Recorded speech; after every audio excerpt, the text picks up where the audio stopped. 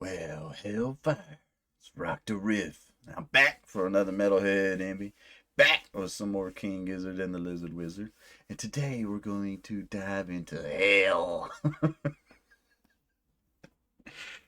Not Hell's Itch. We're going straight to the fucking source. Oh shit, I'm not supposed to cuss in the first 30 seconds. Alright. So just to touch on the pausing in my reactions, because that seemed to be a little bit of a kick in my last video. I have to pause so much because, or not, I have to pause like every so often because I have to be able to post this. It's weird how reactions work. I don't know how other channels do it. Honestly, I know in my case, I got some, like I dived into the research of how to do this on my channel when I first started doing it. And the recommendation is like, yo, you need to pause like every 30 seconds.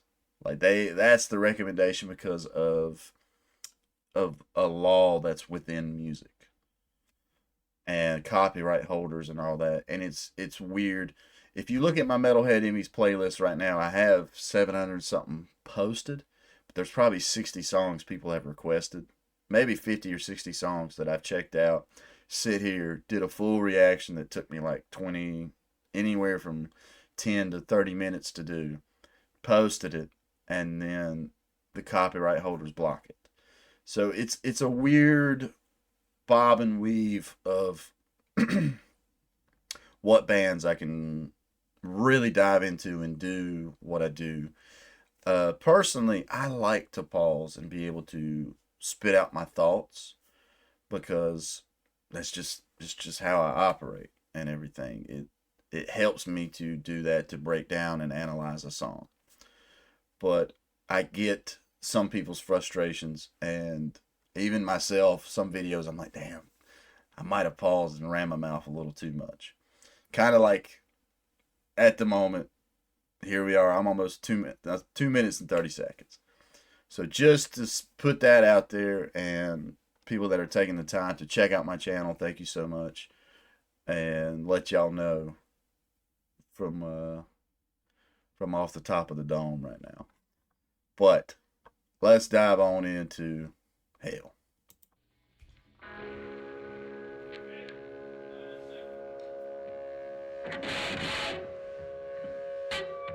Turn my headphones up.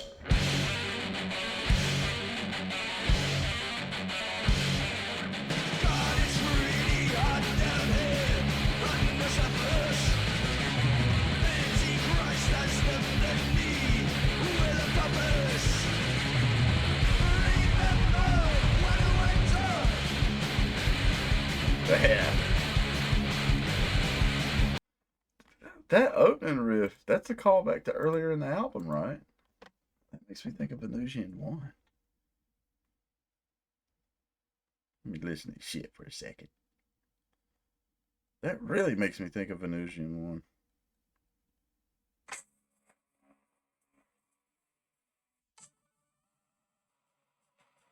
1. Yeah. I think it's that hammer-on technique that that Joey had right there at the start.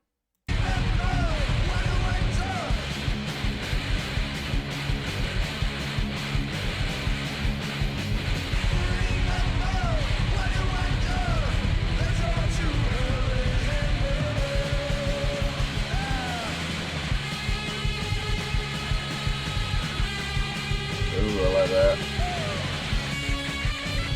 Yeah.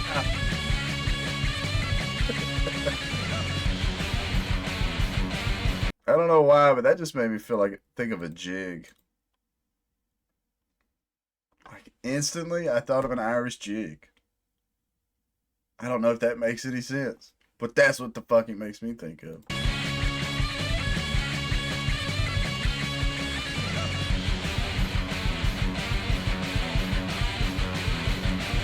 Okay.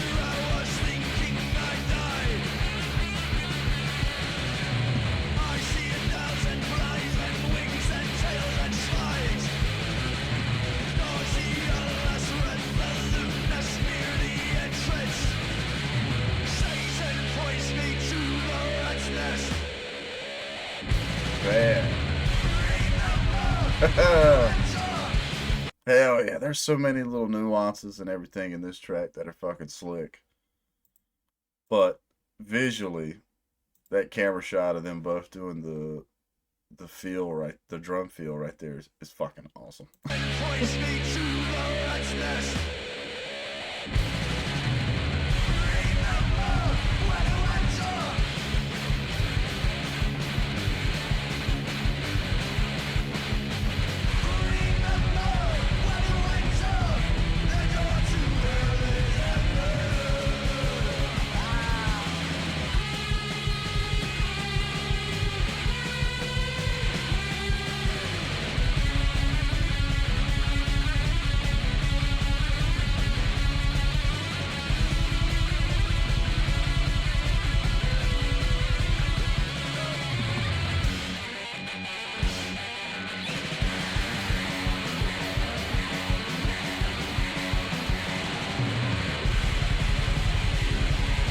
Yeah.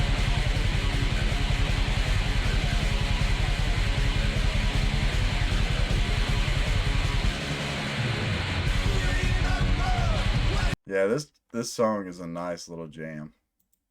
Ah, man.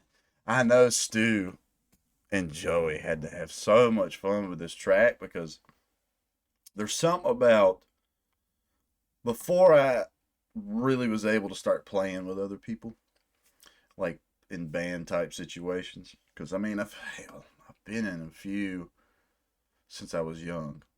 Me and my brother, we used to do a thing, but he was vocals. Like he was damn good writer, and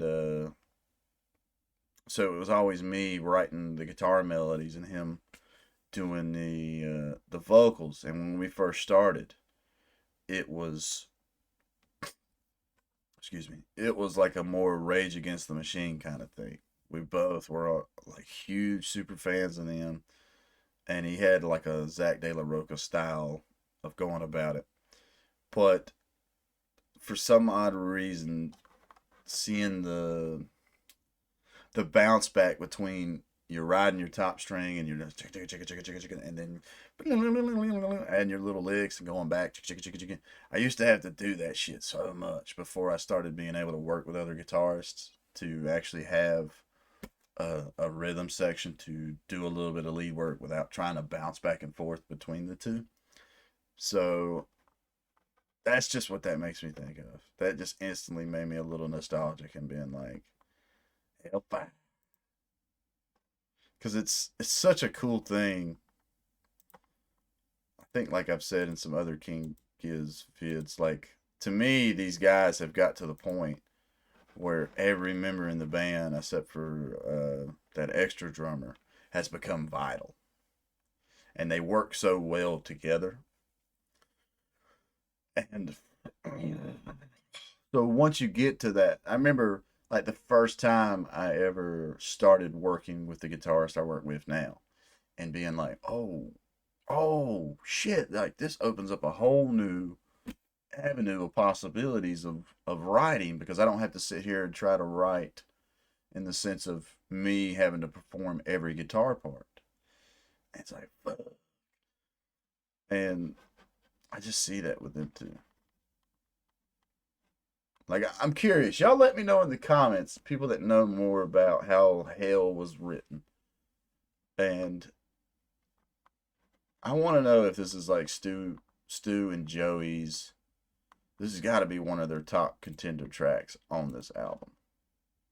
Because it just feels like such a good, it feels like such a fun guitar track between the two of them. If that makes sense. Or Cookie. Like, I keep forgetting. Cookie's back there adding a third layer too.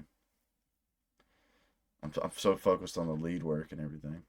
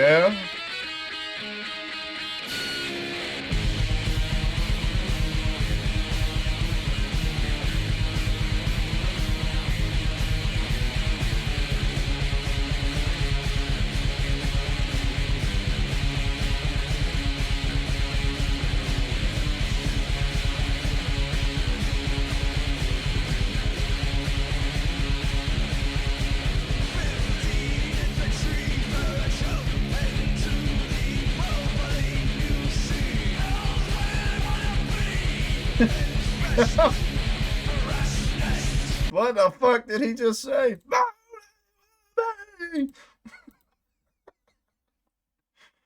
Okay. One person had kind of spoiled it, was like, yo, the last minute of hell. So I was going into this thinking, like, what are they doing?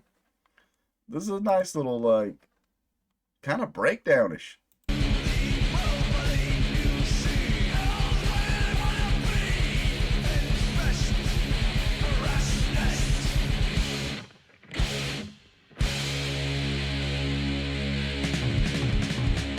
Get it, Cavs? Okay. That was fucking slick. I like Hell a lot. I knew going into this, though, it being titled Hell, there was no way I wasn't going to dig this track unless they just did some off the wall, unrelated. Like, it had to be dark. You can't call the track Hell and not have it dark as fuck. Infest the Rat's Nest. This has been, I think, a really killer album. And I think somebody had commented, that guitar is so fucking badass. Somebody had commented a while back saying that they had to learn to walk with Infest the Rat's Nest to run in Petro Jargonic. And I think that comment is, to the T, the best way to sum up my personal thoughts on this record. I enjoy this album, but I think Petro Jargonic took what King Gizz's metal sound can be and they created a magnus opus. Like, I have enjoyed so many records from King Giz. So how many have I done now? Jesus Christ. I've done a few. So starting with Petro, I've done Nonagon Affinity, Polygon of Wonderland, Omnium Gathering, Ice Death, Planets, now Infest the Rat's Nest, Flying Microtonal Banana, KG, LW, The Silver Cord. Those are the records I have saved in my playlists. I don't think I've done Hellfire. I've done so many, it's trying to remember.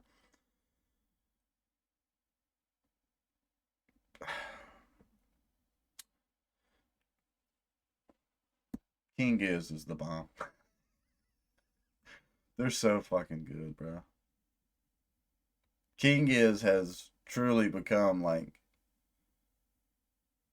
they've made it into my top 5 for sure. Just for the variety. Just for, like, I literally, every day could be a new King Giz record, depending on your mood. But I will be flat out honest. I'm ready for the next Petro record. I still think Petro Jargonic is my favorite overall sound from King Giz. They have, how they didn't, I don't know if they won any awards for that record. They should have. That album is just, fuck, dude. Like, I'm wanting to get a tattoo of the lizard. I want to get that lizard tattooed somewhere on me from the album cover. I don't know about the background, but I want the lizard on my back of my shoulder or something. I love that fucking album, man. But Infest the Rat's Nest, I dig this record a lot too. I do feel like there was some earlier comments as well that was like, well, if you're looking for more of that straight thrash metal record, Infest the Rat's Nest. And I agree with that. This is a straight up, to me, this is such a chug record. It's such a, that's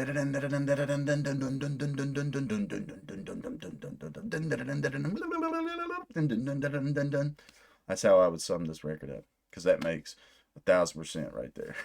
That makes 1,000% sense right there. I think I've got to give it to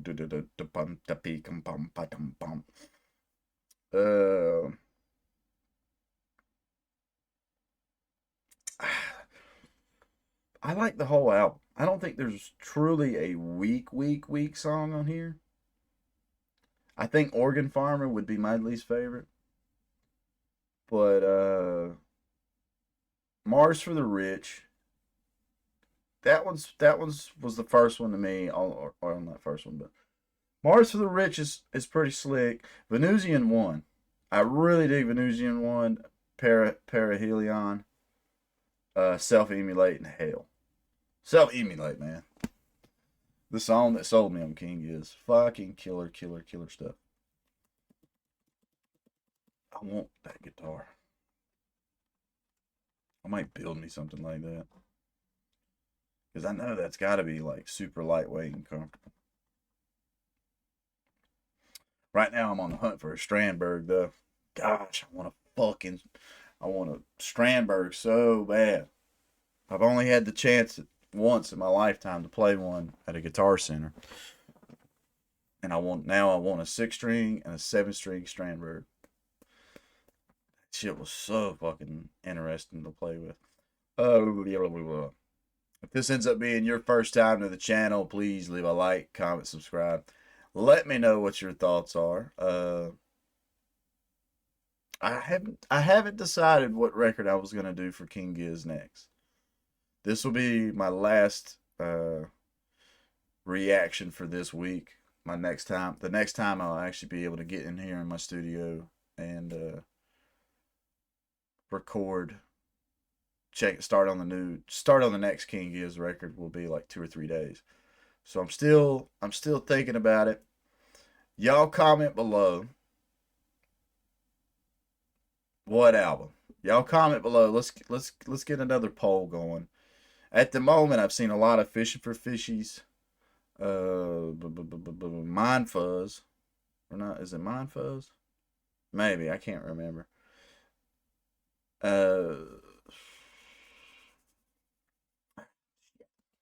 Comment below, and if you do comment to see what album I should start on next, comment one album. I have sometimes people be like, "Man, Fishing for Fishies is this," but then there's this album, and then it's like I'm reading because I read every comment that comes up on my channel. So I would just say, if you want to put yourself in the casting and the vote, pick one album, and then whatever album gets the most comments on this video, whichever album gets requested the most, asked for the most, that's the one I'll do next. Because by the time this comes out and by the time I'm actually able to come in and start on the next one, will be a few days. So that should give enough time for the poll to accumulate. But I don't think I have anything else to say. So stay positive, stay rocking. I'll catch y'all in the next one.